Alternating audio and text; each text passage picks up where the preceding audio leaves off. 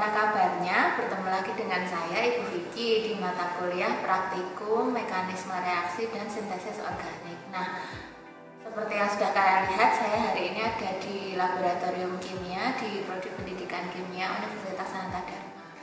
Nah, hari ini kita akan melakukan percobaan pertama, yaitu tentang sintesis alkena, lebih tepatnya yaitu sintesis sikloheksena.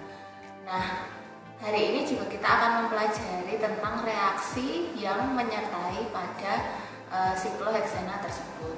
Nah, hari ini saya akan dibantu oleh dua student staff, yaitu Umbu dan Angel. Bagaimana sih praktikum hari ini?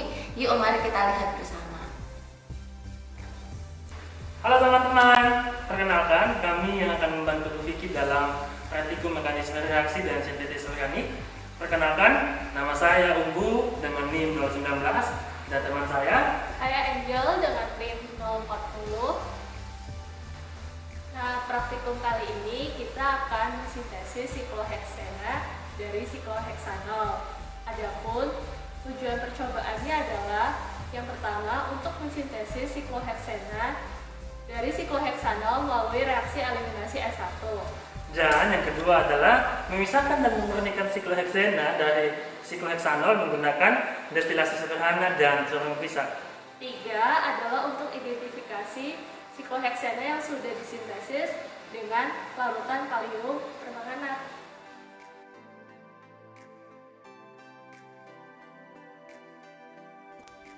Alkena dapat disintesis melalui dehidrasi alkohol dengan penambahan katalis asam mineral kuat seperti asam sulfat atau asam fosfat. Dua mekanisme dimungkinkan untuk reaksi dehidrasi ini.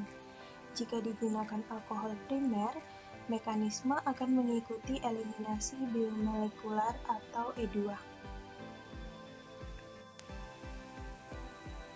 Jika alkohol sekunder atau tersier yang memiliki karbokation stabil, eliminasi akan berlangsung bertahap mengikuti mekanisme eliminasi unimolekular atau E1. Dalam percobaan ini, sikloheksanol akan mengalami dehidrasi atau kehilangan H2O untuk membentuk sikloheksana dalam kondisi asam.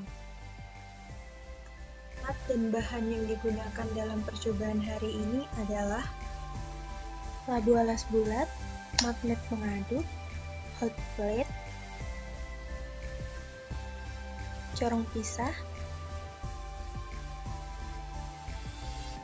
dan alat destilasi. Untuk larutan yang digunakan pada hari ini ada NaCl, larutan KMnO4, Na2SO4 anhidrat, Na2CO3, dan siapkan sikloheksanol serta H2SO4 di lemari asam.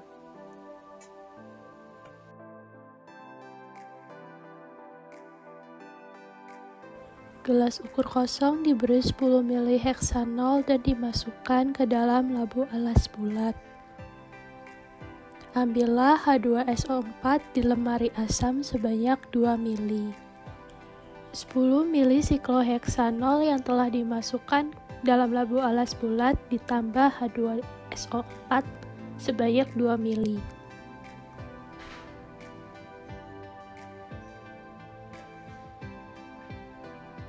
Amati perubahan yang terjadi. Masukkan magnet pengaduk. Siapkan alat destilasi sederhana dan rangkailah. Pertama, siapkan dudukan untuk pemanas destilasi. Lalu masukkan labu alas bulat ke dalam pemanas. Pasanglah kolom untuk destilasi secara perlahan-lahan.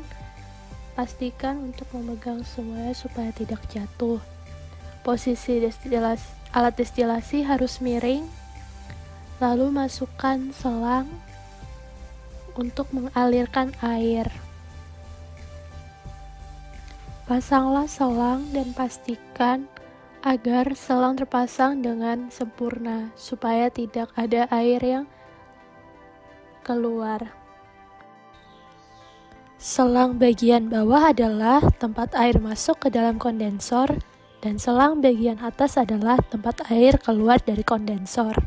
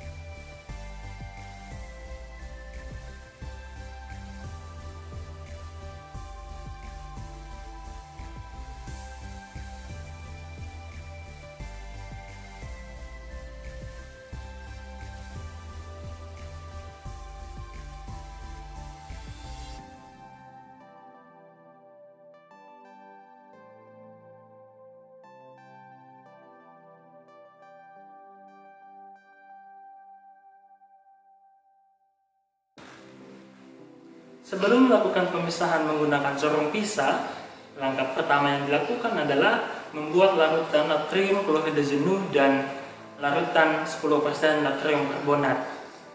Untuk membuat larutan natrium klorida jenuh, dibutuhkan massa natrium klorida sebesar 6 gram dan volume aqueous 25 ml. Selanjutnya, untuk membuat larutan natrium karbonat dibutuhkan massa natrium karbonat sebesar 1 gram dan volume aqueous sebesar 10 ml. Setelah membuat kedua larutan itu, larutan natrium klorida kemudian dimasukkan ke dalam laba ukur 25 ml dan larutan natrium karbonat dimasukkan ke dalam laba ukur 10 ml.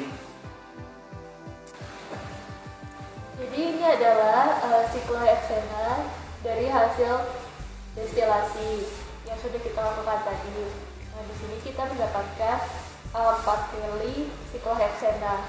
Maka selanjutnya adalah kita akan mencampurkan ini dengan larutan Na2CO3 10%.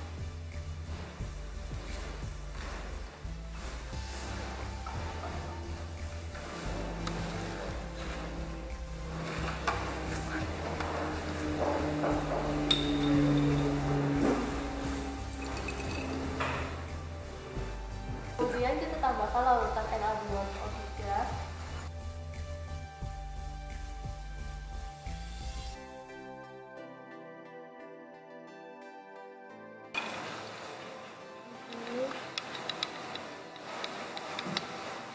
Setelah ditambahkan, kita bisa lihat fenomena yang terjadi.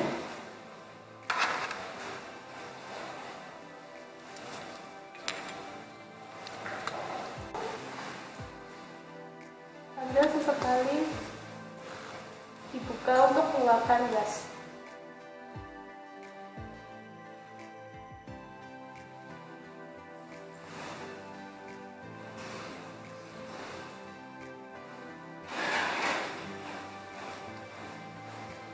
Selanjutnya, ketika sudah terlihat memisah, larutan dipisahkan.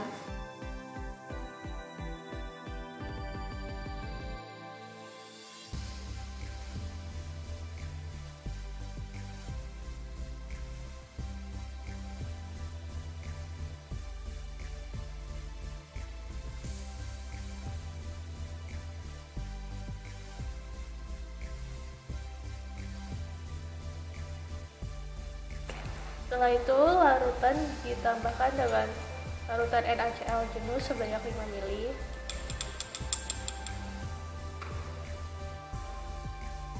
Kemudian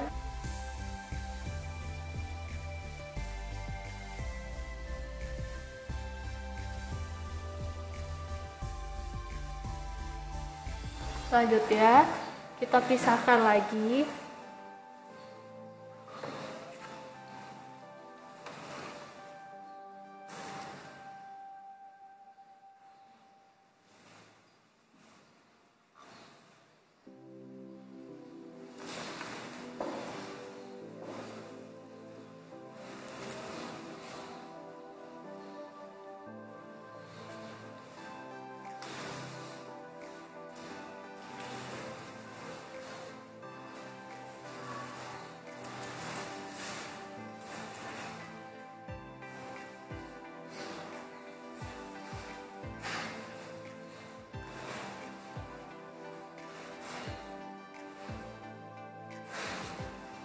Setelah kita pisahkan, kita tambahkan lagi larutan NaCl dan kita ulangi prosedur yang seperti tadi.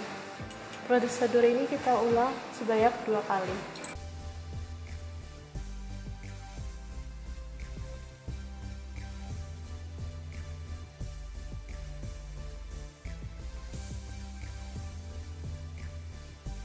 Kita tambahkan Na2SO4 ke dalam produk.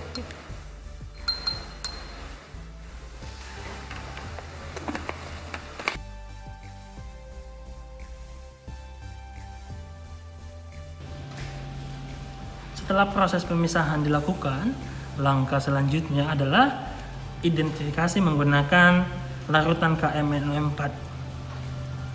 Sampel diambil sedikit dan dimasukkan ke dalam tabung reaksi, kemudian ditambahkan dengan 2 tetes larutan KMNO4.